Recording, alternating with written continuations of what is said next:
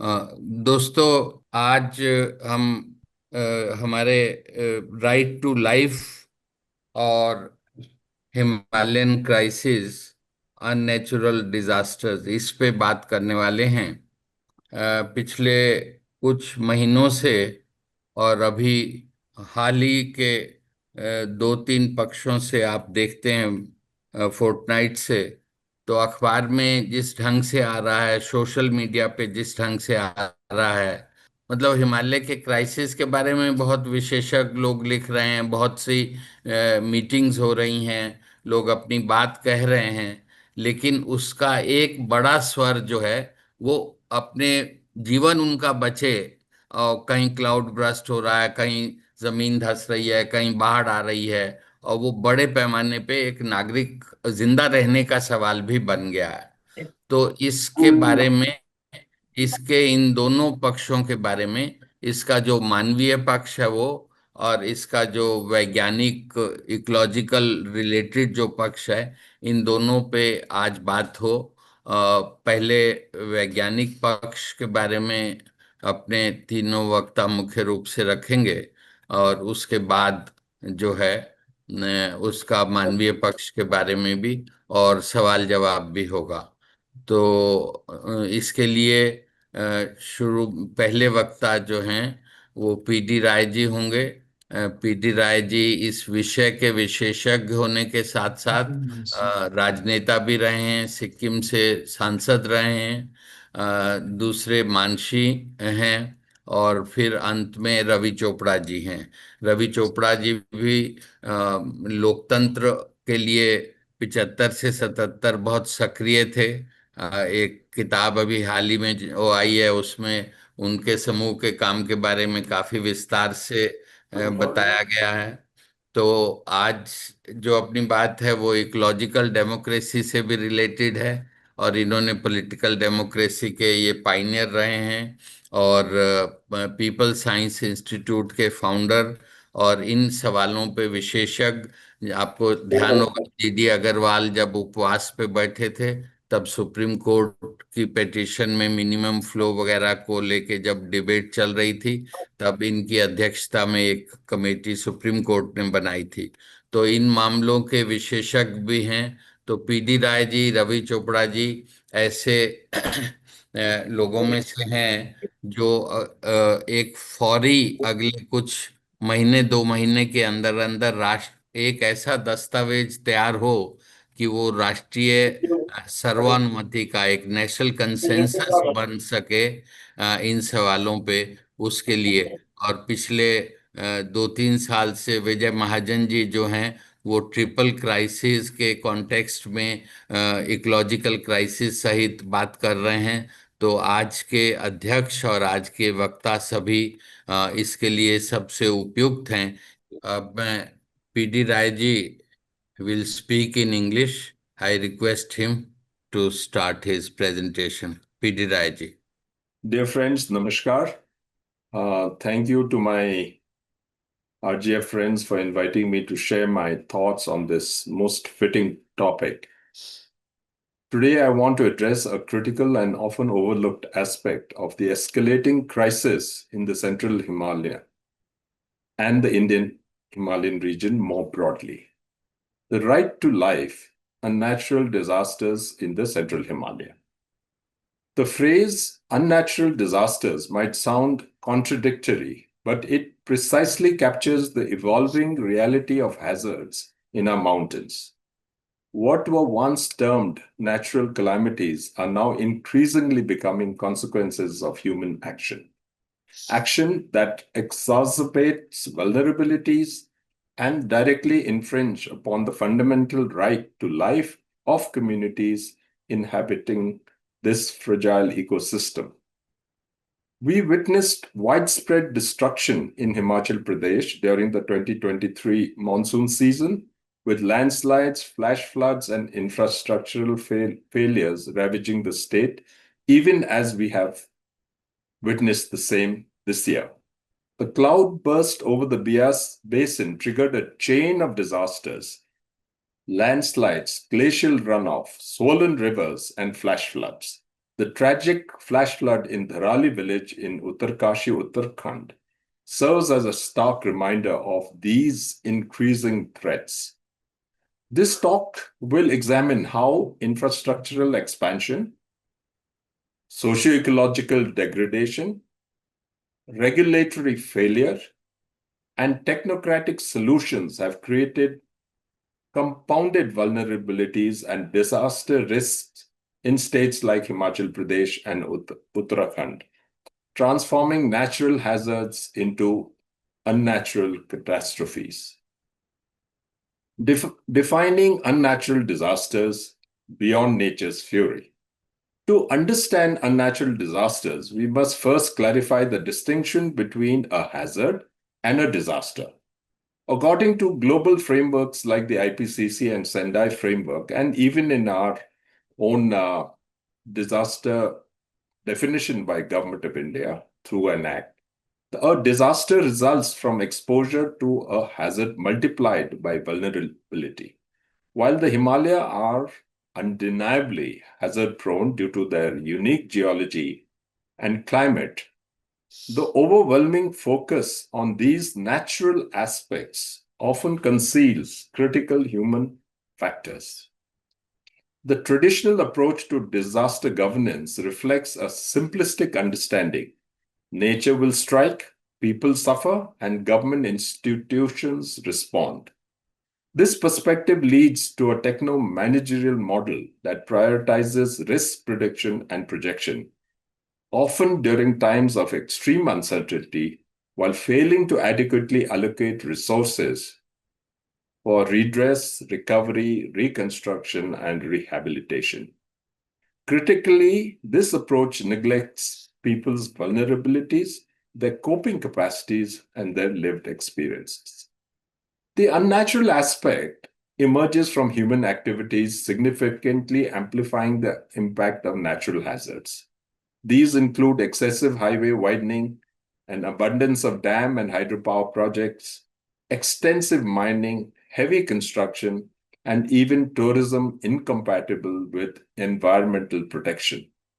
These anthropogenic pressures, combined with the inherent fragility of the Himalayan environment, convert what might have been manageable hazards into devastating, life-altering disasters.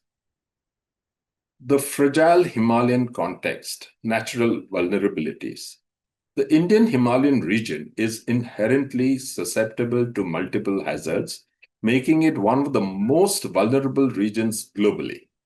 This vulnerability stems primarily from geological characteristics and climatic patterns. Young fold mountains. The Himalayas are geologically young, approximately 50 million years old, and continue rising as the Indian plate collides with the Eurasian plate. This continuous tectonic movements create structurally weak and unstable slopes composed of loose, easily eroded sedimentary rocks. Seismic sensitivity. The region falls predominantly in the seismic zones 4 and 5, with nearly 54% of the Himalaya being highly earthquake prone. Major fault lines absorb stress, and sudden releases can trigger earthquakes and destabilize slopes, leading to landslides, avalanches, and flash floods.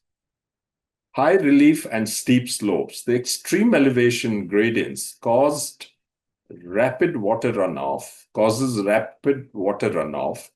significantly increasing the likelihood of landslides and flash floods.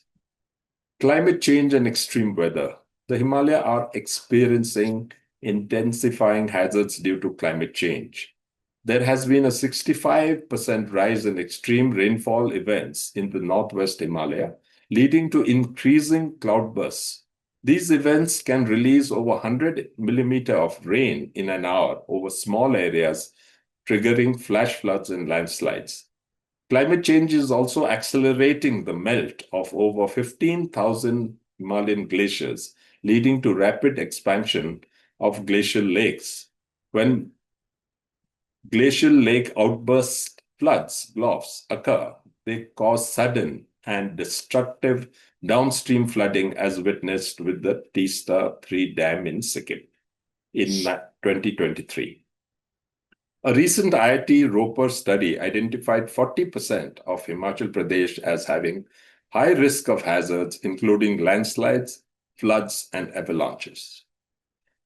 Anthropogenic pressures, the unnatural amplifiers. Despite inherent natural hazards, unchecked human activities increasingly transform these into unnatural disasters, deeply impacting the right to life.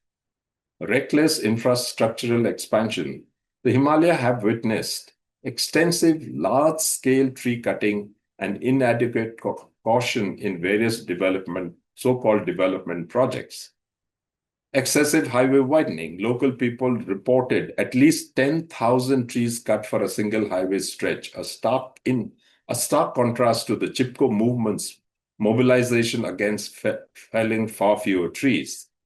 The Kalka-Shimla Highway and Char Dham projects exemplify how deforestation and soil loss, especially in sensitive zones like the Bhagirathi eco-sensitive zone, significantly increase disaster vulnerability. Dam and hydropower projects, an excess of projects often located in fragile zones. China's proposed Brahmaputra Dam could create a potential water bomb risk for India. The 2023 gulf from South Lonak Lake that destroyed Sikkim's Teesta Stage 3 Dam highlight these risks. Heavy construction and mining. Indiscriminate mining, tunneling, and heavy construction using explosives disrupt already unstable slopes.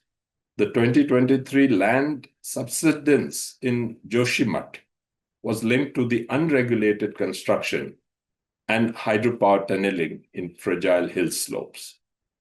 The social ecological degradation, deforestation and land use changes, clearing forests for roads, hydropower projects, tourism facilities, and agriculture removes tree roots that naturally stabilize slopes, making them prone to erosion, landslides, and excessive water runoff during heavy rains.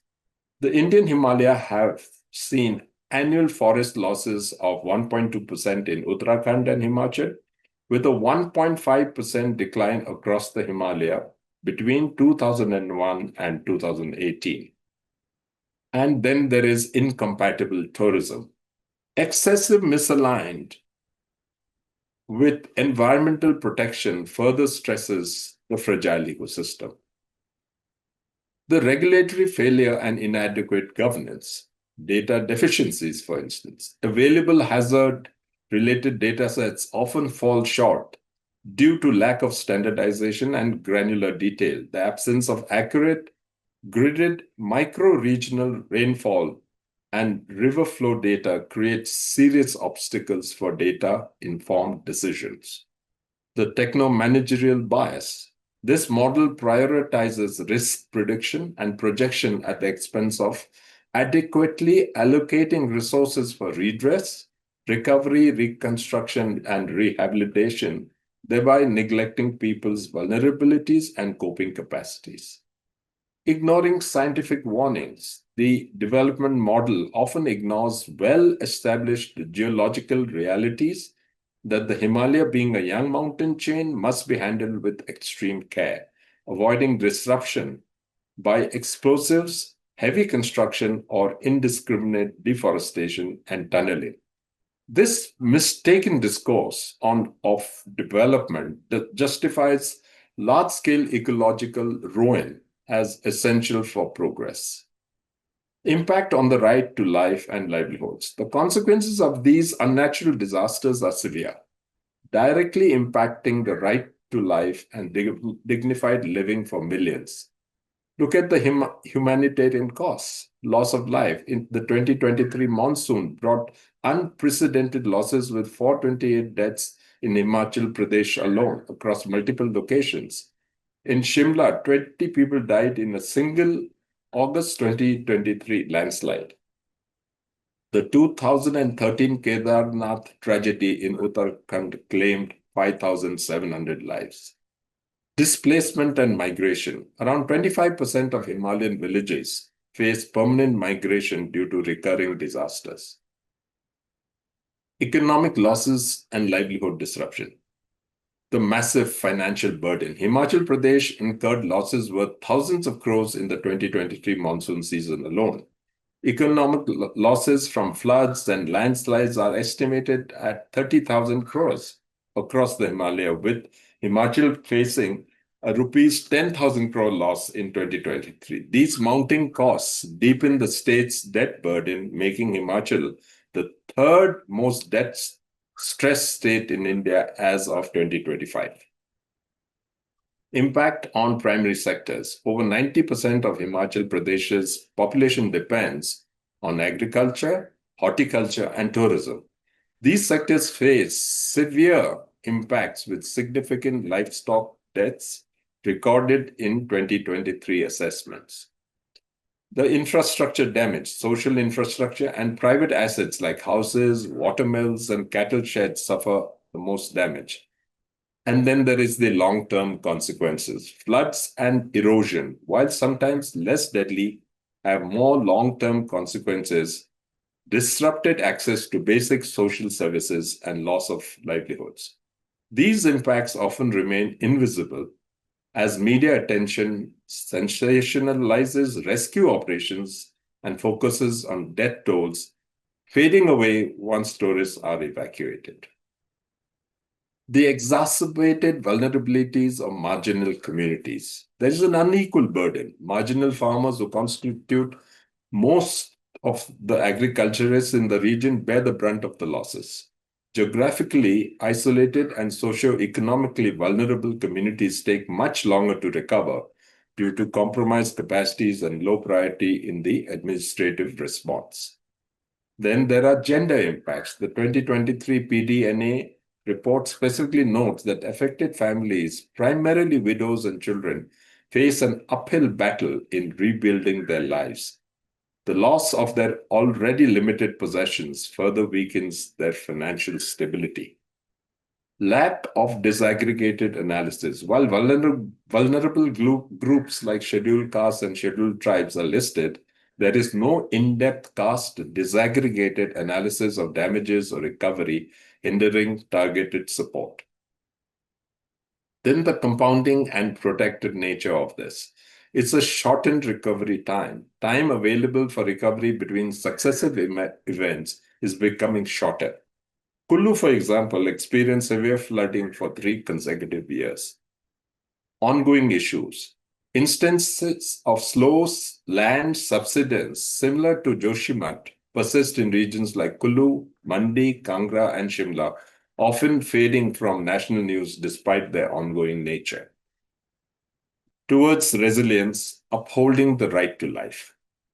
Addressing these unnatural disasters and upholding the right to life demands a fundamental shift from a reactive, techno-managerial approach to one rooted in sustainability, ecological protection, and community resilience. The Supreme Court of India has also emphasized checking reckless development and pursuing cautious activities based on sustainability and safety. So what are the key mitigation measures? Comprehensive hazard zonation and early warning systems. Preparing a Himalayan hazard atlas integrating rainfall, slope, seismic, and glacial lake risk data. Deploying cloudburst radars, Doppler stations, and AI-based flood forecasts with village-level alerts alongside solar-powered automated sensors at glacial lakes for real-time monitoring. This is being done in Sikkim. Safe and sustainable infrastructure, reassessing hydropower projects in fragile zones, enforcing Himalayan-specific building codes, incorporating, and this is very important, enforcing Himalayan-specific building codes, incorporating slope stabilization and mandating earthquake-resistant and land-resistant designs, landslide-resistant designs. These include implemented structural measures like check dams, spillways, and controlled drainage channels. Community resilience and preparedness, enhancing ecotourism, livelihood diversification, and disaster preparedness training at grassroots levels, educating and engaging downstream populations on cascading hazards, empowering panchayats for local preparedness, and promoting participatory hazard mapping through the Sendai framework. Robust climate policy and environmental governance, formulating a Himalayan climate action plan, expanding research on GLOFs and slope instability, developing customized environmental impact assessment frameworks for the Himalayan ecosystem. I think this is very, very important. Mainstreaming disaster risk reduction and climate adaptation into all development projects, adhering to frameworks like the Sendai. Integrating watershed and river basin management, adopting ridge to valley watershed restoration with afforestation, wetland revival, and stream bank stabilization, enforcing floodplain construction limits, and establishing basin level governance for upstream, downstream disaster links.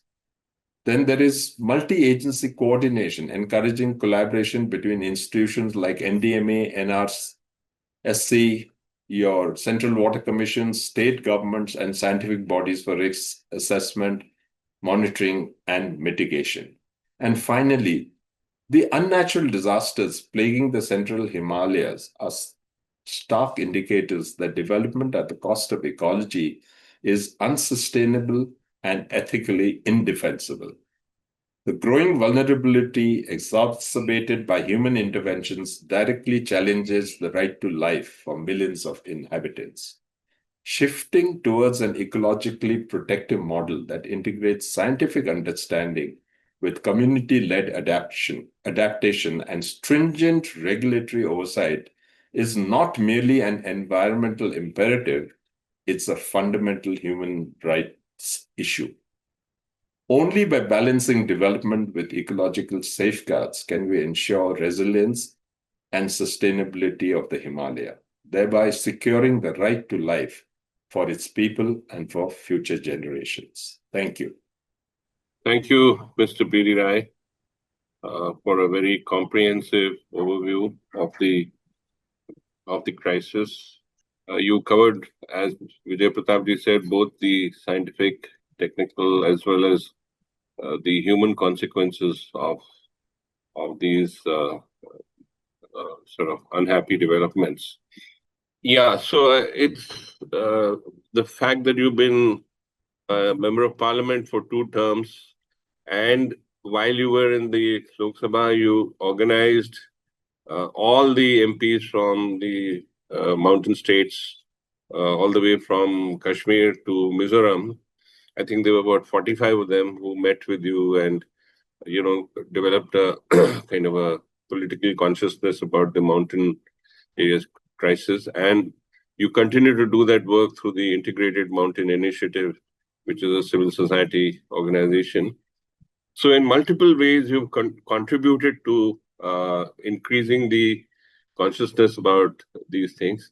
In Sikkim itself, of course, there have been many pioneering efforts, both to deal with this dichotomy between the need for development and the need for environmental conservation.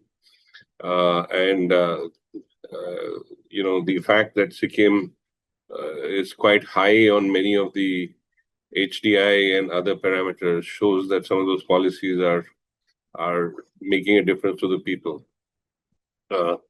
Thank you so much, and we hope that when we have the discussion, you will bring in some of the political economy behind this. Vijay ji, अब मैं आपसे कहूंगा कि मानसी जी को बुलाएं।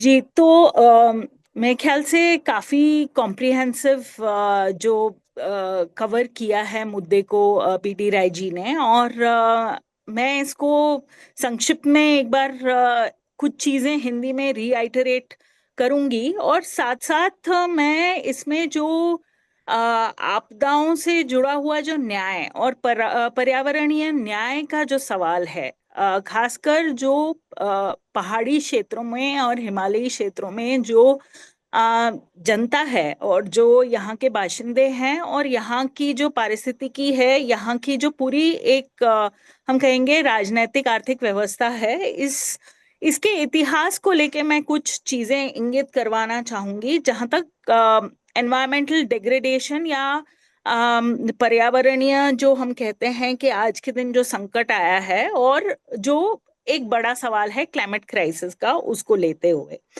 तो सबसे पहले तो जो बात पीडी राय जी ने कही कि आज के दिन जो आपदाएं और खासकर हिमाचल जैसे क्षेत्र में, लेकिन ये पूरे ही हम कह सकते हैं कि हिमालयी क्षेत्र, और फिर पूरे ही हिमालयी क्षेत्र नहीं बल्कि देश भर में, पूरे ग्लोबल साउथ में और पूरी दुनिया में भी हमें एक आपदाओं का मंजर देखने को मिल रहा है। और इसमें जो एक बहुत बड़ा पहलू है क्लाइमेट चेंज का, वो इस बार हम हिमालय के संदर्भ में इस पर इसलिए हमें थोड़ा ज्यादा ध्यान देने की जरूरत है क्योंकि जो सीजनल जो पैटर्न्स हैं उसमें हमें बहुत तेजी से अब बदलाव देखने को मिल रहा है और एक रेनफॉल का इंटेंसिफिकेशन और रेनफॉल के टाइमिंग का बदलाव, मॉनसून के टाइमिंग का जो एक तरह से हमने देखा कि अप्रैल से बारिश शुरू होती है और अभी तक चल रही है, ये पूरा जो हमने मौसम का जो चक्र में बदलाव देखा है, या फिर एक ऐसी विंटर देखी हमने जिसमें बिल्कुल ही बारिश नहीं हुई या इसमें बहुत कम बर्फ पड़ी, और लगातार पिछले 10-15 सालों में जो बर्फ कम पड़ती जा रही है और जो गर्मी बढ़ रही है और ग्लेशियर्स का पिघलना, ये सारी जो क्लाइमेट से रिलेटेड घटनाएं हैं, इनका जो हिमालय के बनावट है, जो हिमालय की जो पारिस्थितिकी है, यहाँ की जो भूगर्भीय और भूभाग की जो स्थिति है, इसके साथ इसका जो एक टकराव है आपस में, और तीसरा जो जिस पे काफी बात हुई वो और अभी इस आपदा के दौरान जो चर्चा में रहा, जिसपे टाइटल भी कहीं ना कहीं आया है कि अननेचुरल डिजास्टर्स, क्योंकि अब ये कहीं ना कहीं एक पब्लिक डिस्कोर्स बना है कि ये विकास के मॉडल पे और हमारे गवर्नेंस की जो पूरी प्रक्रिया है इसके फेलियर्स, या फिर हमारे जो नीति शासन है इसकी जो कमियां पूरी तरह से खुल के सामने आ गई हैं। ये तीनों का ही कॉम्बिनेशन है, जलवायु संकट, पहाड़ों की बनावट और विकास और नीतिगत जो एक तरह से आपदाएं, ये एक मिली जुली हैं, ये हम कह सकते हैं।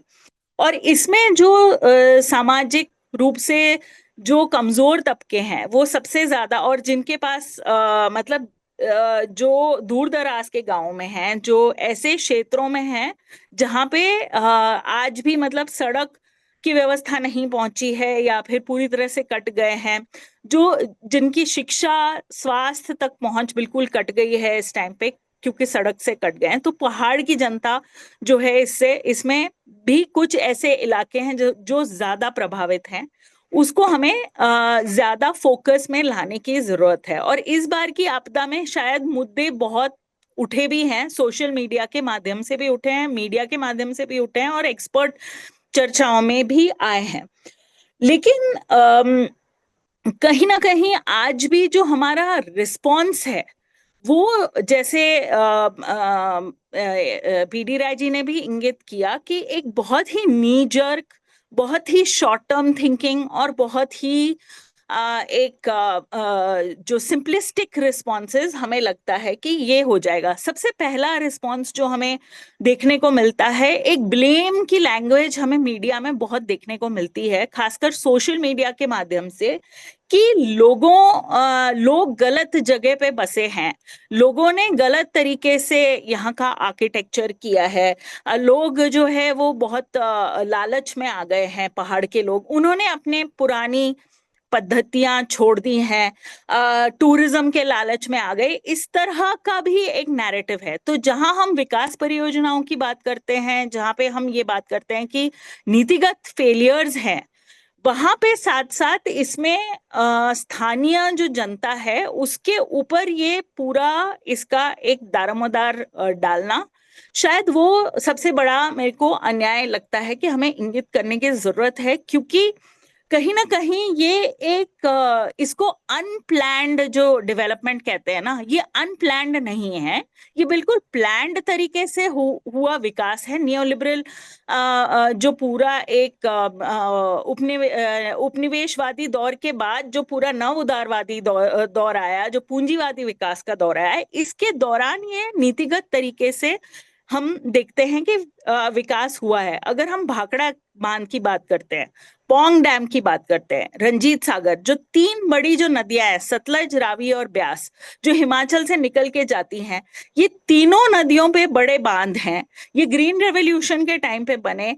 इन बांधों को लेके आज के दिन जो पंजाब के फ्लड्स हैं, इसमें इन बांधों की जो भूमिका रही है, इस पर सैंडर ने बहुत अच्छा एक लेख 2 दिन पहले लिखा है, वो उसका भी लिंक मैं चाहूंगी कि शेयर हो, कि ये डैम्स जो हैं, ये वाटर को, पानी को स्टोर करते हैं। एक तो नदियों के रास्ते को रोका है, ये तो बात हमने पहले भी की है। इन बांधों के पीछे बहुत बड़ी बांधों की श्रृंखला है, ये भी हमने, क्योंकि हिमाचल तो हाईएस्ट हाइड्रो पावर प्रोडक्शन वाला स्टेट है, और सतलज और ब्यास, रावी, ये तीनों जो नदियां हैं, इस पे बैक टू बैक डैम्स बने हैं। और 2023 की जो त्रासदी हुई, जिसमें उस समय भी पंजाब तक इसका असर पड़ा था, जो बाढ़ आए, लेकिन मैं ये कहना चाह रही थी कि उस वक्त 2023 में हिमाचल सरकार ने 22 डैम्स पे एक वो नोटिफिकेशन जारी किया था कि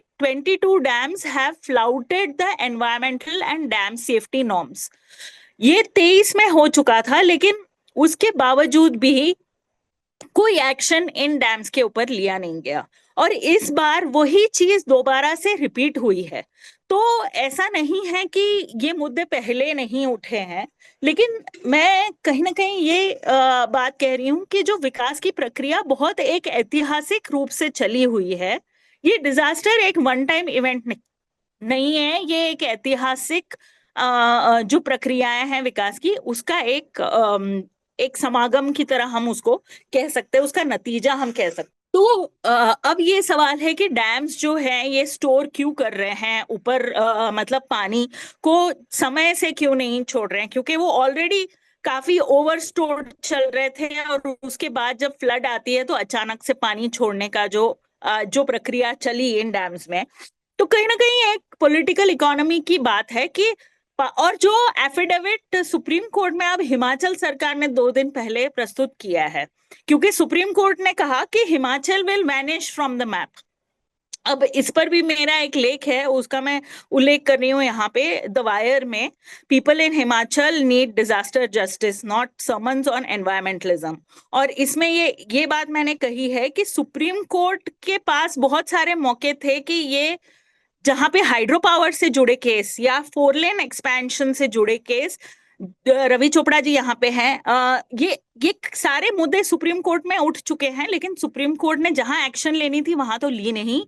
लेकिन इस बार जो है सुप्रीम कोर्ट ने ये 4 हफ्ते का समय दिया हिमाचल सरकार को कि आप बताइए कि आप क्या कर रहे हैं। और हिमाचल सरकार का जो जवाब आया, और मैंने पूरा एफिडेविट नहीं देखा, लेकिन इस पे न्यूज रिपोर्ट्स आई हैं कि ये हाइड्रो पावर सेक्टर से ही हिमाचल की इकोनॉमी चल रही है, टूरिज्म से ही हिमाचल की इकोनॉमी चल रही है, ये दोनों हमारे पास राजस्व के स्रोत हैं। इसके अलावा हम ये राज्य की इकोनॉमी कैसे चलेगी, इस पर बात रखी गई है। अब सवाल ये उठता है कि हम अगर सिर्फ रेगुलेशन की बात करें तो बात नहीं बनेगी, हमें पॉलिसी की बात करनी पड़ेगी।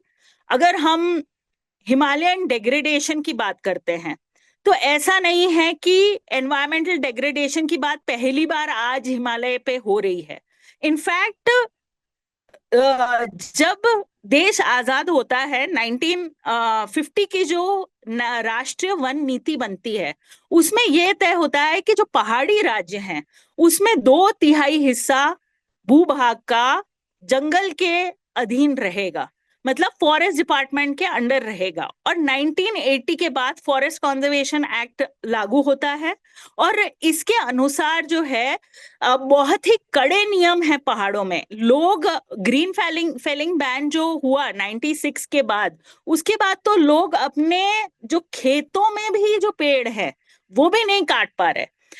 तो कहीं ना कहीं मैं जो बात को जोड़ रही हूं, जो मैंने पहले बात की कि जो ब्लेम का जो पूरी एक तरह से जो भाषा है जो मीडिया में आती है, और सुप्रीम कोर्ट ने भी ह्यूमन ग्रीड पर बात की है और टूरिज्म से पे लोग निर्भर हैं, तो ये ह्यूमन ग्रीड दिखाती है। ये इस पर मैं सवाल उठा रही हूँ कि सबसे पहले तो मैं ये कह रही हूँ कि ऐसी बात नहीं है कि एनवायरमेंट डेग्रेडेशन पे कोई पॉलिसीज नहीं बनी, लेकिन उस पॉलिसीज का प्रभाव या उसका खामियाजा लोगों ने भुगता है, पहाड़ के लोगों ने भुगता है। पहाड़ में जो औसतन जो लोगों के पास प्राइवेट लैंड है वो बहुत ही छोटी है, उनके पास जो आजीविका के अवसर हैं वो कम है, और कहीं ना कहीं जंगल बचाने का जो दारोमदार है पहाड़ों में वो लोगों के ऊपर है। और दूसरी तरफ जो इस दौरान जो विकास की प्रक्रिया चली है, इसने एक अंधाधुंध दोहन किया है जो 90 के बाद तेज हुआ, लेकिन उसके बाद जो पिछले 10-15 सालों में एक सेंट्रल गवर्नमेंट के पुश के साथ हाइड्रो पावर डैम्स आए, क्योंकि हमें ग्रीन एनर्जी, रिन्यूएबल एनर्जी पैदा करनी थी। तो क्लाइमेट चेंज के नाम पे ही ये काम हो रहा है हाइड्रो पावर बिल्डिंग का, क्लाइमेट चेंज मिटिगेशन के नाम पे हो रहा है। और जो पुरानी जो नीतियां थी, जो वन नीतियां, उन्होंने क्या किया कि कहीं ना कहीं जो पहाड़ों के आजीविकाओं का रिजिलियंस था, जैसे कि पशुपालन मान लीजिए, तो अगर जंगल का कंट्रोल लोगों के हाथ से गया और ज्यादा सरकार के हाथ में गया, सेंट्रलाइज हुआ, तो सरकार जो है उसको बचा नहीं पाई, अपना काम नहीं कर पाई जंगलों को बचाने का। उल्टा सरकार ने जो है इनका दोहन ही किया है, ये मैं कहने की कोशिश कर रही हूं। आज के दिन ये ब्लेम लोगों पे डालना, क्योंकि 2-3 वीडियो ऐसे निकले जिसमें लॉग्स बहते हुए दिखे, इसमें पेड़ बहते हुए दिखे रावी में, सतलज में और जगह भी। अब इसमें सब जगह ये बात हो रही है, इलीगल ट्री फेलिंग हो रही है हिमाचल में, और इसमें माफिया जुड़ा हुआ है, और माफिया में गांव के लोग ही जुड़े हुए हैं। अगर आप सोशल मीडिया पे जाएं तो ये आपको हर जगह ये आपको कमेंट सेक्शन अगर देखें तो ये वाकई में पता चलता है कि लोग क्या सोच रहे हैं। तो यहाँ पे ये बातचीत हो रही है कि ये इलीगल फेलिंग है। तो यहाँ मैं ये कहना चाहूंगी कि ये बाकायदा लीगल फेलिंग हो रही है। जो 4 लेन की फेलिंग है वो लीगल है, जो हाइड्रो पावर के लिए कंस्ट्रक्शन हो रहा है, जो बड़े टूरिज्म के लिए हो रहा है, वो सब लीगली हो रहा है, वो परमिशन के साथ हो रहा है। जो टनल्स बन रहे हैं, अन्य जो बड़े निर्माण हो रहे हैं, जो बिल्कुल बाकायदा कानूनी तरीके से हो रहे हैं, वो लीगल है। और दूसरी तरफ जो बात हो रही है वो अनैतिक की हो रही है कि लोगों के जो क्या कहते हैं, लोगों को अवेयर करने की जरूरत है, वो एंक्रोचर्स हैं। ये एक दूसरा नैरेटिव, लोगों ने रिवर बेड को एंक्रोच किया। मानती हूं मैं कि लोग रिवर बेड के पास बसे हैं, लेकिन लोग वहां बसाए गए, सरकारों ने वहां पे स्कूलें बनाई, बकायदा वहां पे लोगों को जमीन दी है बसने के लिए। कई इलाकों में कई टाउन्स, ऐतिहासिक रूप से पुराने टाउन्स बसे हैं इन जगहों पे। जंगल में जहां पे लोग बसे हैं, ये पुराने लोगों के कब्जे जिनको अभी हटाया जा रहा है, वो पूरा एक तरह से। अब आप सोचिए कि जब हम प्रोटेक्शन की बात करते हैं तो वहां पे आती है बात कि लोग जो है उनको हटाया जाए, तब जाके हिमालय बचेगा। तो हम हिमालय जरूर बचाना चाहते हैं, लेकिन हिमालय के लोगों को हम नहीं बचाना चाहते। लोगों के तो हम अधिकार क्षेत्र भी कम कर रहे हैं, लोगों के गवर्नेंस में पार्टिसिपेशन को हमने कम कर दिया, रिसोर्स में उनका अधिकार हमने कम कर दिया, लेकिन हम बात कर रहे हैं कि जितना सेंट्रलाइज हो सके। और हिमालय की जो ये दुर्दशा है, इसमें यहाँ की जो जियोपॉलिटिकल सिचुएशन है उसको भी देखने की जरूरत है कि कहीं ना कहीं एक रेस चला है जो चीन के साथ कि हम भी बेल्ट एंड रोड इनिशिएटिव अगर चीन कर रहा है तो हम भी जो है अपना हाईवेज को ले जाएंगे बॉर्डर तक। हम भी जो है अपनी एक तरह से इंफ्रास्ट्रक्चर बिल्डिंग की रेस में हम भी आगे हैं, कहीं पीछे नहीं रहे हैं। या फिर जो इंडस वाटर ट्रीटी है उस पे हम जितने हमारे अधिकार क्षेत्र में हम उतने बांध बनाएंगे ताकि पाकिस्तान को हम सबक सिखा सके। इस तरह की लैंग्वेज जो है, इस तरह की जो सोच है जियोपॉलिटिकल सुप्रीमेसी एक एस्टेब्लिश करने की, उसमें जो इकोलॉजिकल एस्पेक्ट्स हैं इसकी अनदेखी हमेशा से की गई है। तो कहीं ना कहीं जो एक विकास का जो एक अवधारणा है और एक जो पूरा एक प्रक्रिया चल रही है, ये जो है इसके जियोपॉलिटिकल और राजनीतिक आर्थिक जो पूरे कारण हैं इसको सेंटर करने की जरूरत है। और दूसरी तरफ यहाँ के लोग कैसे इन प्रक्रियाओं से प्रभावित हैं, खासकर जो यहाँ के बाशिंदे हैं वो कैसे प्रभावित हैं, और कैसे अगर हमें लोकतांत्रिक प्रक्रिया को अगर हमने लोकतांत्रिक प्रक्रियाओं को मजबूत नहीं किया तो फिर जो गवर्नेंस है वो ज्यादा ही सेंट्रलाइज्ड ही रहेगा। इसमें लोगों की फिर भागीदारी कैसे रहेगी और लोगों के ऊपर फिर ब्लेम किस तरह से डाला जा सकता है ऐसे समय में जब लोग ऑलरेडी इस आपदा से जूझ रहे हैं और इसके जो पूरे प्रभाव हैं इसको झेल भी रहे हैं। और इसमें मैं एक चीज जरूर जोड़ना चाहूंगी, इसमें दो राय नहीं है कि राज्य स्तर पूरी तरह से राज्य स्तर की जो एक तरह से व्यवस्था है इसमें पूरी तरह से लिप्त है, या फिर ठेकेदारी प्रथा जो है वो बढ़ी है और इसमें ठेकेदार और गांव तक के ठेकेदारों का और पंचायतों का नेक्सस, पॉलिटिकल नेक्सस जो है वो इकोनॉमिक और पॉलिटिकल नेक्सस चल रहा है, जिसमें अंधाधुंध टूरिज्म हो रहा है या करप्ट तरीके से हो रहा है या नॉन मॉनिटर्ड तरीके से हो रहा है। लेकिन जो आम जनता है वो तो जो है लास्ट में इसमें भुगत ही रही है। और साथ साथ इसमें जो एक पूरी नॉन ट्रांसपेरेंसी ये है कि क्लाइमेट चेंज के नाम पे एक क्लाइमेट मिशन जो है सिर्फ एकमात्र है जो हिमालय पे, ज्योग्राफिकल क्लाइमेट मिशन हमारे देश में है, national mission for sustaining Himalayan ecosystems. 2008 में नेशनल क्लाइमेट एक्शन प्लान जब बनता है और उसके बाद जो हम ये मिशन बनाते हैं उसके बाद ये इसका दूसरा फेज चल रहा है। ये क्लाइमेट मिशन का जो पैसा आ रहा है ये 6 टास्क फोर्सेस को जा रहा है और हर टास्क फोर्स एक वैज्ञानिक संस्थान है, चाहे वो वाडिया इंस्टीट्यूट है, वाइल्ड लाइफ इंस्टीट्यूट है। तो ये इनका काम है नॉलेज प्रोडक्शन करना हिमालय पे, कि हिमालय में जलवायु संकट किस लेवल पे हो रहा है और किस तरह की नीतियां बन रही हैं।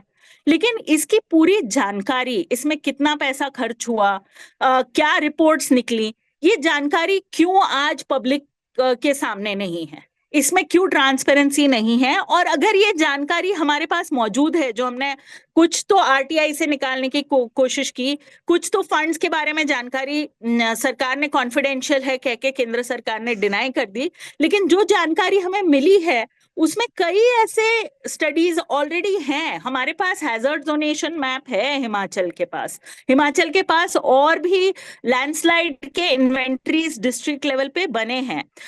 इसके बावजूद, ये सारी जानकारी होने के बावजूद क्यों ये पॉलिसीज में फीड नहीं कर रहा है? आज भी क्यों जो है national highway authority of India को क्वेश्चन नहीं किया जा रहा है कि भाई आप जहां पे टनलिंग कर रहे हो वहां लैंडस्लाइड रिस्क असेसमेंट किया कि नहीं? गडकरी जी का भाषण फिक्की वाले इसमें सुना, वो कह रहे हैं कि डीपीआर जो है वो गलत तरीके से बनाई गई, डीपीआर में ये सारे रिस्क असेसमेंट नहीं किए गए।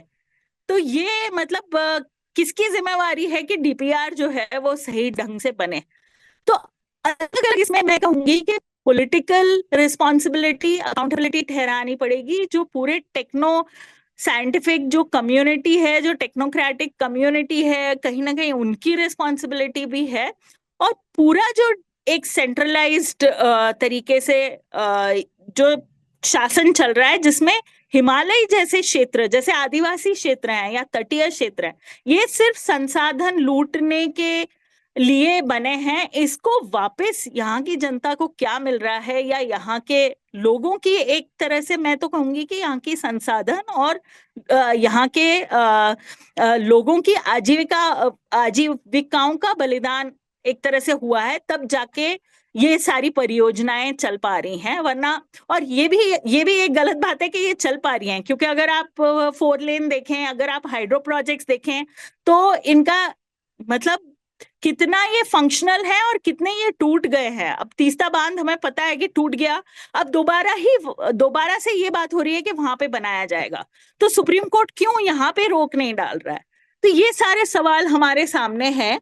और लास्ट में एक और बात कहूंगी, जो न्याय की बात है उस पर, हाँ, मैं खत्म करूंगी कि जो अभी इस वक्त हिमाचल जैसे राज्यों में सबसे बड़ा सवाल हमारे सामने है कि जो प्रभावित हुए हैं आपदाओं से, जिनकी जमीनें चली गई, जिनके घर चले गए और जिनके पास दूसरी जगह नहीं है जाने को, उनके पुनर्वास का सवाल इतना बड़ा है। और इन राज्यों, जैसे मैंने पहले कहा कि वन नीति ऐसी है कि 2/3 क्षेत्र भूभाग जो है आपका, वो वन विभाग के अंतर्गत है और इसमें फॉरेस्ट कंजर्वेशन एक्ट लागू होता है। तो 1 इंच जमीन भी राज्य सरकार इधर से उधर नहीं कर सकती बिना केंद्र की परमिशन से। तो इन लोगों का पुनर्वास जो है वो कैसे होगा? जो नेशनल डिजास्टर मैनेजमेंट एक्ट है, उसमें साफ ये बात कही गई है कि सिर्फ रिलीफ की बात नहीं है और रेस्क्यू की बात नहीं है, बात ये भी है कि रिहैबिलिटेशन और रिकंस्ट्रक्शन कैसे होगा। ये रिस्पॉन्सिबिलिटी भी सेंट्रल गवर्नमेंट की है। और दूसरी बात ये कि जो 2023 में जो आपदाएं हुई थी, जिसमें 10,000 करोड़ का नुकसान हुआ था, उसमें से जो सेंटर से पैसा आना था, उसमें अभी 2,000 करोड़ आया है, इस बार 1,500 करोड़ आया है।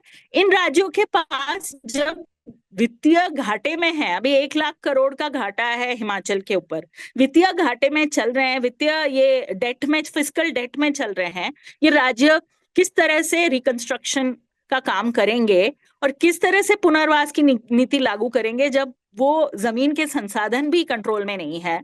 तो फिर यहाँ पे सवाल आता है कि इसमें केंद्र को अपनी भूमिका निभानी पड़ेगी। और ये जो हम कहते हैं कि एक डिसबैलेंस है, इसलिए हिमालयी जो क्षेत्र है, इसका जो पूरा शासन है, वो तो सेंटर से कहीं ना कहीं पूरी तरह से सेंटर पर निर्भर है।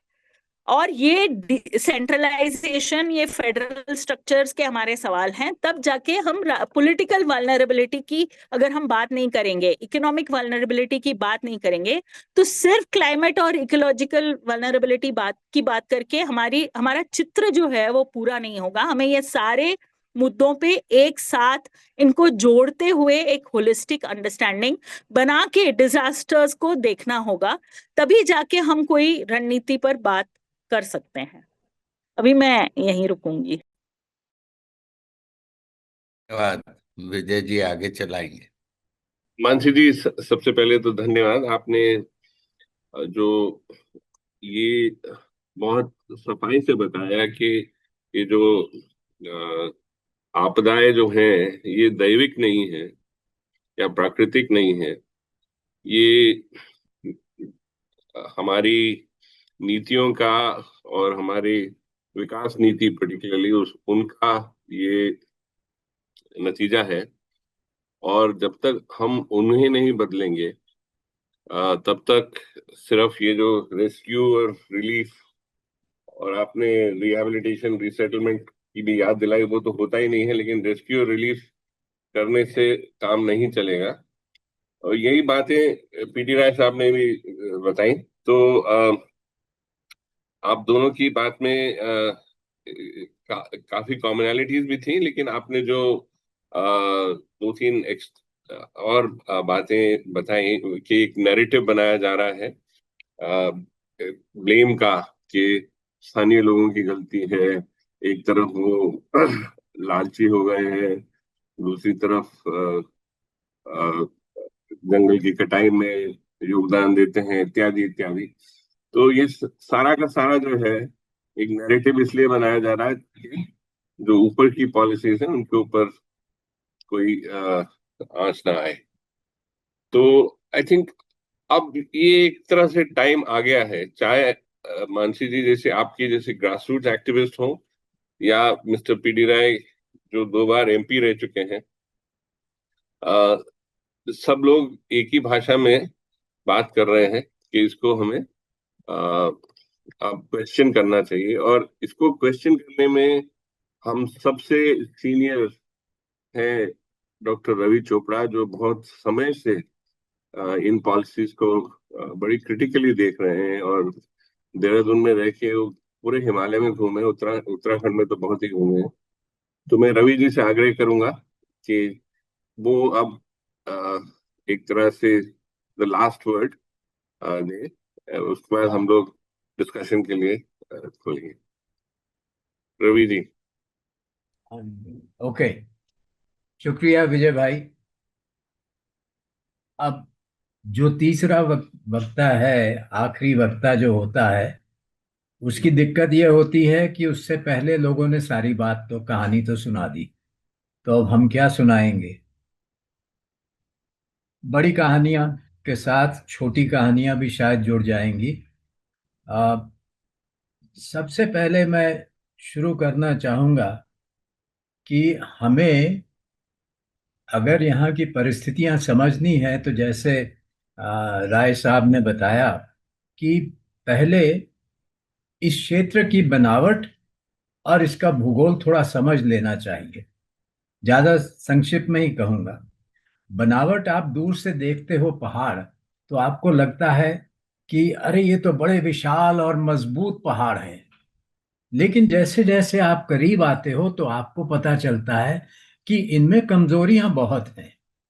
और वो उसके कारण है जिस कारण जो इनके बनावट कैसे हुई उस पर कसूर जाता है। तो हालांकि कई प्रकार के पत्थर हैं इन पहाड़ों में, और कई पत्थर कमजोर हैं, कई पत्थर मजबूत भी हैं, लेकिन मजबूत पत्थर भी जो हैं उनमें कमजोरी आती है, क्योंकि उनके बनते समय, पहाड़ के उठते समय, उस समय उनके ऊपर बड़ा प्रेशर आता है, जिसकी वजह से they are crushed, they are fractured, उनमें दरारें आती हैं, और फिर उनकी जो बनावट है वो एक सतह के रूप में नहीं बढ़ती है, लेकिन ऊपर नीचे हो जाती है और बीच में हिस्से खुल जाते हैं। तो इसलिए वो पहाड़ तो काफी कच्चे हैं। तीनों ही श्रृंखलाएं जो हैं, चाहे वो हम शिवालिक को देखें, लेसर हिमालय को देखें, या फिर जो ऊंचे पहाड़ हैं हाई हिमालयस को देखें, तीनों में ये समस्या आती है। अब दूसरी बात है कि ये पहाड़ जो हैं, ये बड़े कम हिस्से में इनकी ऊंचाई बढ़ जाती है सामान्य भूमि की तुलना में। तो जैसे ही इनकी ऊंचाई बढ़ जाती है तो जो वर्षा के बादल हैं उनके रास्ते में ये रुकावट पैदा करते हैं। सबसे छोटे हैं शिवालिक के पहाड़, लगभग 1000 मीटर की ऊंचाई मान लीजिए, और जो निचले बादल हैं उनको रोकते हैं, इसलिए वहां पे बहुत वर्षा होगी जहां पर शिवालिक है। फिर थोड़ी आगे जाएं तो लेसर हिमालय आ जाएगा, 2 सवा 2 हजार मीटर की ऊंचाई वाले। वो थोड़े और ऊंचे बादलों को रोकेंगे, और अंत में जो हाई हिमालयाज हैं वो सबसे ऊंचे उड़ने वाले जो बादल हैं वर्षा वाले, उनको रोकते हैं। इस वजह से इन तीनों पहाड़ की श्रृंखलाओं के नीचे अतिवृष्टि होना लाजिम है। वो अ, इसको हम अंग्रेजी में कहते हैं कि इंटेंस फोकस्ड रेनफॉल, सरल शब्द अतिवृष्टि। तो ये रही वहां की भूगर्भीय और भौगोलिक स्थिति। अब ऐसी परिस्थिति में पिछले कुछ दशकों में, खास तौर पर पिछले 10 सालों में, बड़ी तेजी से इंफ्रास्ट्रक्चर विकास यहाँ पे हुआ है।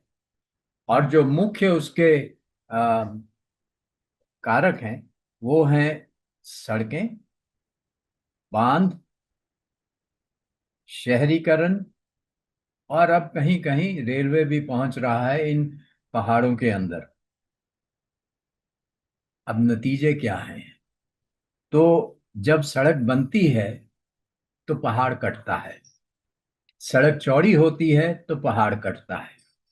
पहाड़ जब कटता है तो उसकी ढाल पर एक तो जो जंगल है वो साफ हो जाते हैं, ढाल को तोड़ा जाता है और उसको और तिरछा कर दिया जाता है।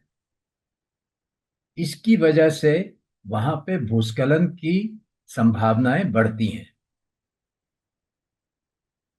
फिर हम देखें, मुख्य रूप से और भी कई समस्याएं उठती हैं। उदाहरण के तौर पर जब वो मिट्टी कटती है पहाड़ से, तो उसको सीधा नीचे घाटी में डाल देते हैं जहां नदी बह रही है, नदी का तल उठता है और भविष्य में फिर वहां पर बाढ़ की संभावनाएं बढ़ती हैं। इसके बाकी हम प्रभाव पर नहीं जाएंगे, अभी समय कम है।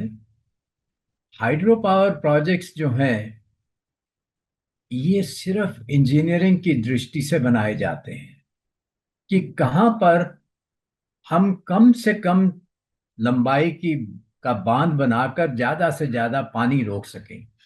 नतीजा कि ऐसे इलाकों में इसको बनाया जाता है जहां पर बाढ़ की संभावना ज्यादा है। मैं इशारा कर रहा हूं जो हाई हिमालयस के उत्तर में जो इलाके हैं, जो जिसको हम जियोलॉजी में कहते हैं पैराग्लेशियल रीजन, लगभग उत्तराखंड में तो वो लगभग 2000 मीटर जमीन की ऊंचाई है, और वहां से ऊपर वाला हिस्सा जो है, यहाँ पर जब अतिवृष्टि होती है तो वो ग्लेशियर के ऊपर भी पड़ती है, ग्लेशियर पिघलते हैं और पिघली हुई बर्फ, पानी और जो वहां पे मलबा पड़ा है हजारों लाखों साल का, वो सारा नीचे बहकर आता है और नीचे आके तबाही मचाता है वो बाढ़। फिर आए हम कि इन इलाकों में अब शहरीकरण भी फैल रहा है। यहाँ पर सारे जो जिसको हम कह रहे हैं कि ये पर्यटन के स्थल हैं, वहाँ पे चार धाम भी हैं। तो ऐसे पहाड़ के इलाके में जहाँ अंग्रेजों के समय और अंग्रेजों के आने के बाद भी, मैं कहूँगा कि लगभग 1990 तक, जहाँ पर सीमित संख्या ही थी, अब वहाँ पे खूब ज्यादा जनसंख्या बढ़ रही है, क्योंकि वहां पर व्यवसाय आ गया है। और इस कारण वहां पे जल्दबाजी में जो अर्बन प्लानिंग होनी चाहिए, जो पहले वहां की कैरिंग कैपेसिटी का अध्ययन होना चाहिए कि कितने लोग यहाँ पर कैसे बसें। इस पहाड़ पे अगर बसाना है, जैसे शिमला ले लीजिए, शिमला की, मैं बचपन में शिमला में रहा हूं, और जो उस समय की आबादी थी और जो आज जो इतनी फैली हुई आबादी है, उस पे कोई ध्यान ही नहीं है कि किस इलाके, कौन सा इलाका वहां की ढाल अति संवेदनशील है, कौन से इलाके की ढाल सुरक्षित है, कहाँ का जंगल हमको बचाना है, कहाँ का जंगल कट सकता है इत्यादि। कोई इस तरह की प्लानिंग मुझे नहीं दिखाई देती। और जहां भी आप ये बांध बना रहे हो और अब वो रेल की वो सुरंगें बन रही हैं, तो वहां पे विस्फोट हो रहे हैं। पहाड़ पहले से ही कच्चे हैं, आप और विस्फोट करोगे तो पहाड़ और कच्चे होंगे, भूस्खलन की संभावना और बढ़ेगी। तो ये मैंने बड़े संक्षिप्त में बताया कि इनके नतीजे क्या हैं, ये जो इनका रैपिड इंफ्रास्ट्रक्चर डेवलपमेंट चल रहा है आजकल। अब ऐसी परिस्थिति में आप जोड़ दीजिए मौसम परिवर्तन का दौर। अब आप तो सब शायद सहमति होंगे कि हम मौसम परिवर्तन के दौर में जी रहे हैं, और उसकी तीन चार पहचाने हैं पहाड़ के क्षेत्र में। एक तो ये है कि सर्दियों में हम देख रहे हैं कि जितनी वर्षा और बर्फ गिरती थी, अब बहुत कम गिर रही है। कहीं भी आप हिमालय में चले जाइए तो हिमपात जो है वो बहुत कम हो गया है। इसका मतलब ये है कि वो जो बर्फ पहाड़ों की चोटियों पे पड़ी रहती थी और धीरे धीरे पिघल कर रिझती थी पहाड़ के अंदर, जिसके कारण वहाँ के जल स्रोत पुनर्जीवित रहते हैं और नदियां भी पुनर्जीवित होती हैं, वो सब अब कम हो गया है। तो दूसरी बात यह है कि सर्दियों के समय यहाँ पर पश्चिम की ओर से हवाएं आती थी जो मॉइस्चर से भरी होती हैं। अब ये इसको नाम देते हैं पश्चिमी विक्षोभ। और पश्चिमी विक्षोभ जो है पहले तो सर्दियों के समय आता था। अब वो, जैसे मानसी ने थोड़ी देर पहले कहा, वो तो अभी भी आ रहा है। अब तो सितंबर हो गया भाई, रुक जाना चाहिए था इसको, लेकिन ये अभी भी आ रहा है। और जब ये होता है कि एक तरफ से पश्चिमी विक्षोभ आया, दूसरी तरफ से जो हमारी गर्मियों का मानसून है उसके बादल आए, तो वहां पर कई बार एक लो प्रेशर जोन बन जाता है। जब लो प्रेशर जोन बनता है तो वो अरब सागर से भी बादलों को खींच लेते हैं। तो ये बहुत ही गंभीर स्थिति होती है, जिसकी वजह से अतिवृष्टि बार बार होती है इस इलाके में। इसके साथ आप सबने कुछ ना कुछ अनुभव तो किया ही होगा पिछले कुछ वर्षों में, जो यहाँ पर तापमान बढ़ा है, और इस सब का असर पहाड़ों की वीकनेसेस को और वीक करने पे होता है। अब इसके साथ हमें ये भी ध्यान रखना चाहिए कि क्योंकि यहाँ पर बहुत ज़्यादा पर्यटक आते हैं गर्मियों के समय और सर्दियों के समय भ्रमण करने के लिए, तो यहाँ पर वायु प्रदूषण भी काफ़ी है। और जो अनेक हमारे यहाँ, एक वो केदारनाथ और बद्रीनाथ वगैरह जाने के लिए कई हेलीकॉप्टर, कुछ सैकड़ा हेलीकॉप्टर फ्लाइट्स अब पहाड़ के ऊपर जाते हैं। और बगल में है ग्लेशियर, तो उनका जो धुआं है, उसमें जो धुएं के कण हैं, राख के जो कण हैं, वो जब पहाड़ के ऊपर गिरते हैं तो वहां पर, जिसको हम ब्लैक कार्बन डिपॉजिट भी कहते हैं, उसकी वजह से फिर ग्लेशियर का पिघलना तेज हो जाता है। अब इसका नतीजा ये हुआ है, कुछ नतीजों पर भी, एक जो ऊपर वाले हिस्से ग्लेशियर के हिस्से में गर्मी का बढ़ना, ब्लैक कार्बन वगैरह, तो उसका एक नतीजा ये है कि हमारे ग्लेशियर्स काफी तेजी से पिघल रहे हैं। ग्लेशियर्स हैं भी काफी, 9,000 से ज्यादा ग्लेशियर हैं हमारे हिमालयी क्षेत्र में। और अभी मैंने एक आंकड़ा देखा था कुछ दिन पहले कि एक रिसर्च ने यह बताया है कि लगभग 188 ग्लेशियर्स ऐसे हैं जो अब टूटने के कागार पे हैं। They have become very sensitive. अब इनसे बचाव कैसे हो? इस तरह के जो हमारे सामने जो डिजास्टर्स आ रहे हैं, उससे बचें कैसे?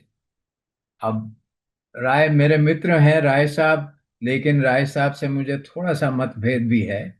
इनका बड़ा भरोसा है टेक्नोलॉजी पर। अर्ली वार्निंग सिस्टम ले आओ।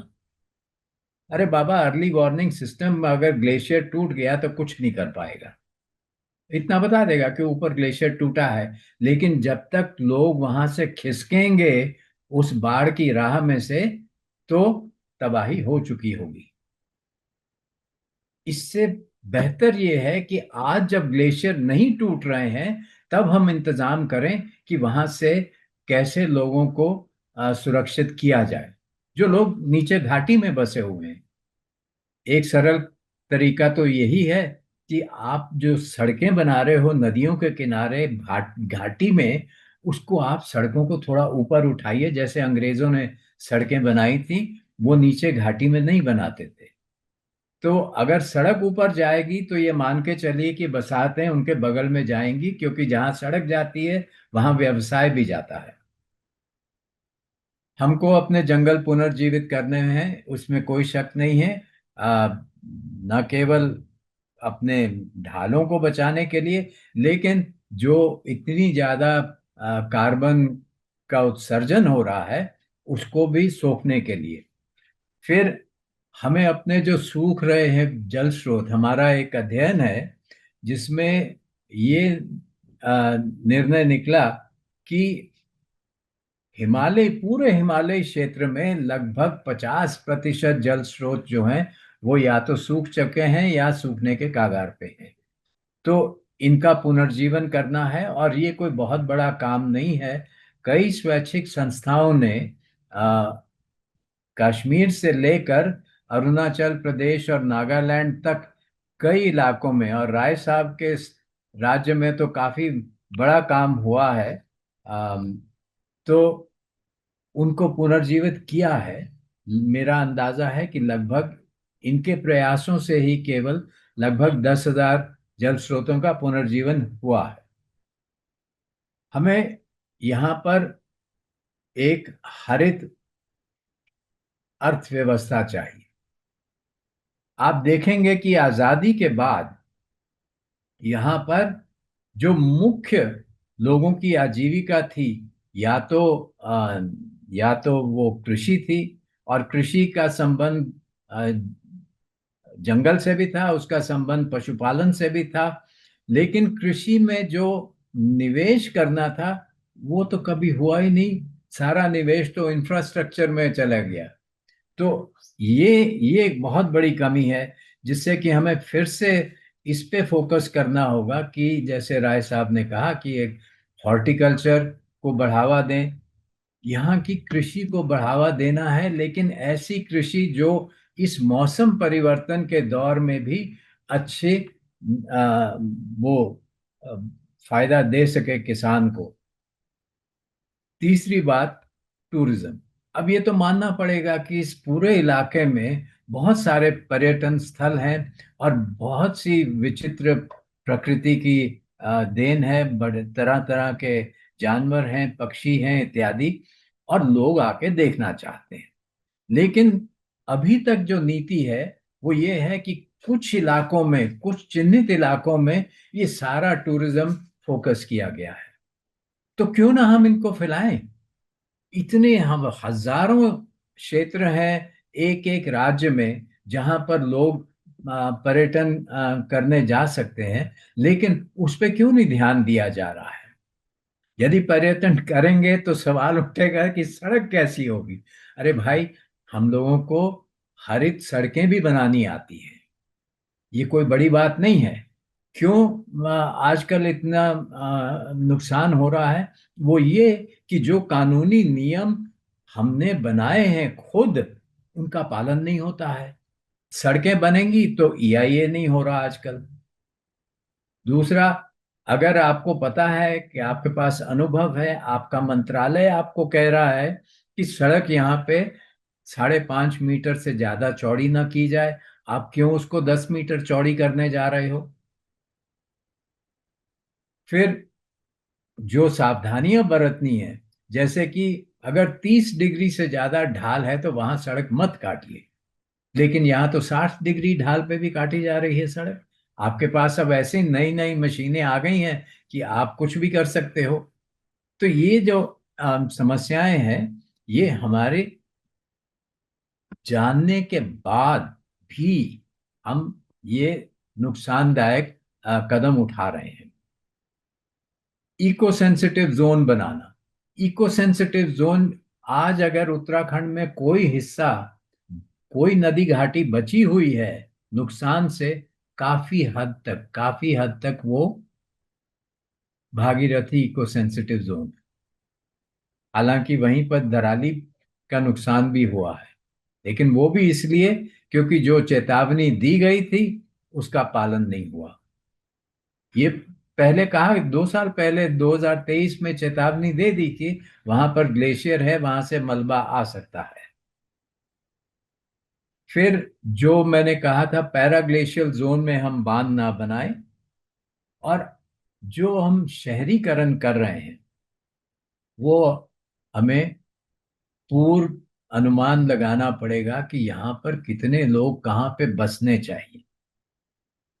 अब इस सब के लिए ये पुरानी नियोजन नीतियों से नहीं होने वाला है। अब समय आ गया है कि विकेंद्रित नियोजन और विकास हो। स्थानीय लोगों के पास काफी जानकारी है, काफी ज्ञान है अपने इलाके का। उनको हमें लाना चाहिए, जो हमारी प्लानिंग बॉडीज हैं।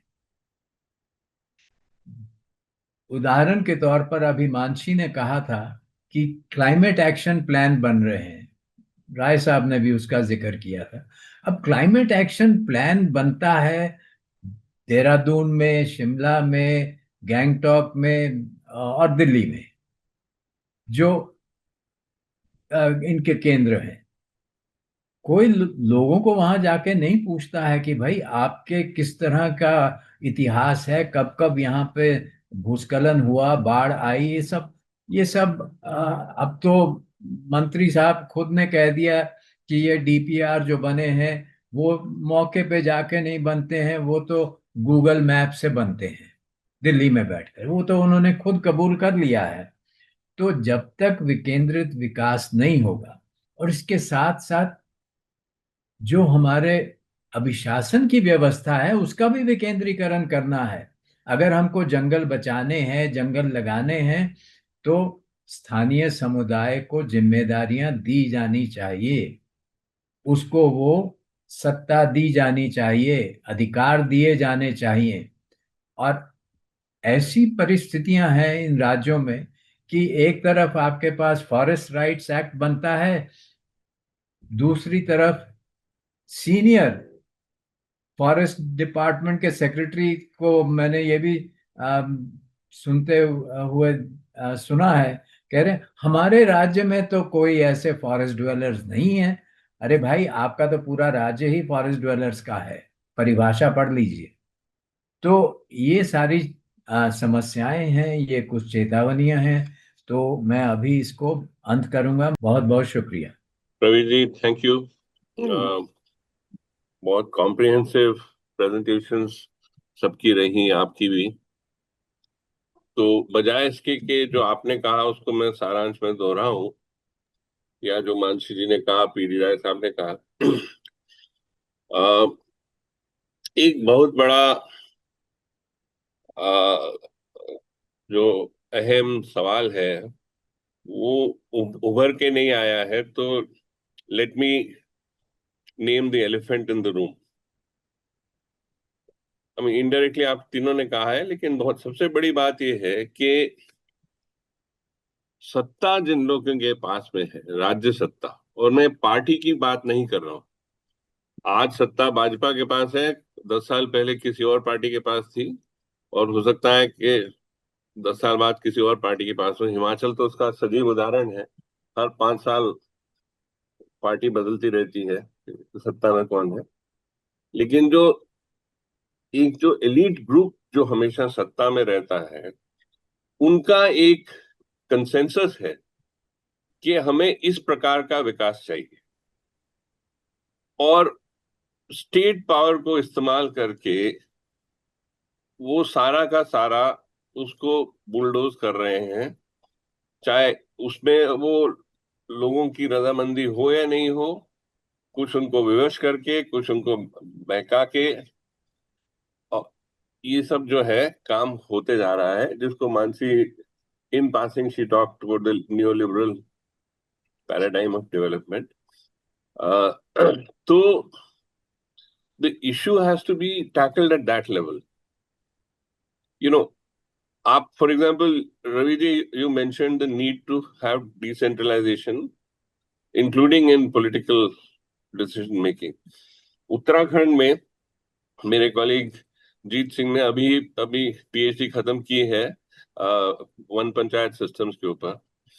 1930 में जो वन पंचायत जो कानून लागू हुआ था अंग्रेजों के जमाने में, हमारे अध्ययन के अनुसार वो सबसे ज्यादा अप्रोप्रिएट और लिबरल था लोगों के की मांगों को देख के। उसके बाद जो भी संशोधन हुए उसमें सिस्टमैटिकली फॉरेस्ट डिपार्टमेंट का रोल बढ़ाया गया और लोगों का रोल कम किया गया। अब यहां तक कि अब 100 रुपए से ज्यादा अगर खर्च करना होता है वन पंचायत की अपनी आमदनी में से, तो डीएफओ की परमिशन लेनी पड़ती है। तो इस तरह के जो अधिनियम है, ये हमारा जो कॉलोनियल माइंडसेट है, और वो इसलिए प्रमोट हो रहा है क्योंकि जो हमारा रूलिंग एलीट है, and it is irrespective of any party, it's the ruling elite, it cuts across all parties. Ruling elite नहीं चाहता है कि पावर डिसेंट्रलाइज हो। तो हमें उस एलिफेंट की तो बात करनी होगी, और मानसी ने क्लियरली बोल दिया कि ये जो नतीजा जो है विनाश का, विकास की जगह जो विनाश हो रहा है, it is directly linked to these policies. Or if you want to say it in a more sophisticated way, it's the consequence of the political economy. By political economy, I mean the pattern of control over resources, whether it is land, water, or whether it is financial resources, or whether it is power resources. So the political economy is hell-bent on using the hills, the mountains, the Himalayas for the bhog vilas of the rest of the country, and they are not taking the early warnings into account. So despite increasing number of disasters and so forth, and the fact कि उत्तर प्रदेश और बिहार में अब उसका नतीजा हमें नजर आएगा, which are the two most populated states, and that may then result in a political backlash. It is too far in the electoral calculus of our political leaders. The word environment does not exist in their vocabulary, at least in their ideological thinking. तो अगर ये है तो हम, we the people, have to basically take charge of our own politics in our hands. आपने एक हरित विकास की बात की, तो और उसको मैं हरा भरा स्वराज बोलता हूं, क्योंकि स्वराज के बिना, और स्वराज मतलब ट्रू लोकल पार्टिसिपेटरी डेमोक्रेसी, उसके बिना सस्टेनेबल डेवलपमेंट हो ही नहीं सकता जो कि पीपल ओरिएंटेड हो और एनवायरमेंटली फ्रेंडली हो। तो ये तीनों इश्यूज लिंक्ड हैं, environment, economic model and political power, all three are linked to each other, and we have to take this bull by the horns. Otherwise, in some ways, we are all preaching to the converted. We all, despite all the detail that we've talked about, in a sense, the broad picture is known to everybody, and हम सबको उसके बारे में सहमति भी है। लेकिन radical solutions के बारे में अभी आह्वान ही नहीं है, सहमति तो बाद में होगी। इतना कह के I think we should now call it a day. Thank you. जी, बहुत बहुत धन्यवाद आपका।